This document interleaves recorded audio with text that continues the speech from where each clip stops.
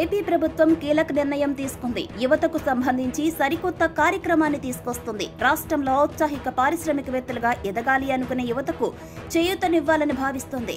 రాష్ట్ర ప్రభుత్వం ఇలాంటి వారి కోసం ఈడీపీ అంటే ఎంటర్‌ప్రెన్యూర్ డెవలప్‌మెంట్ ప్రోగ్రామ్ అనే కొత్త కార్యక్రమాన్ని అమలు చేయాలని భావిస్తుంది.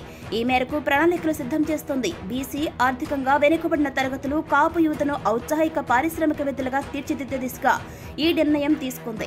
ఈ మేరకు ఏపీ ప్రభుత్వం హైదరాబాద్లోని NIMSME జాతీయ సూక్ష్మ, చిన్న, మధ్యతరహా పరిశ్రమల సంస్థతో ఒప్పందాన్ని చేసుకోవడం జరిగింది.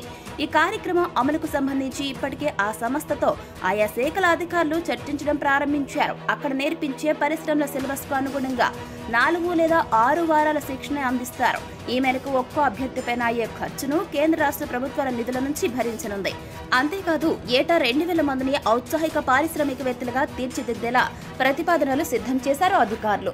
వీరిలో 1000 మంది బీసీలు, ఆర్థికంగా వెనుకబడిన తరగతులకు చెందిన 500 మంది, కాపు సామాజిక వర్గం నుంచి 500 మందిని ఈ కార్యక్రమంలోకి తీసుకోనున్నారు. రాష్ట్రంలో ఆయా వర్గాల నుంచి బ్యాచ్కు 30 మంది చొప్పున ఎంపిక చేసి శిక్షణను అందిస్తుంది ప్రభుత్వం. ఈ కార్యక్రమం ఏడాది పొడవునా కొనసాగేలా అధికారులు కార్యాచరణను రెడీ చేశారు.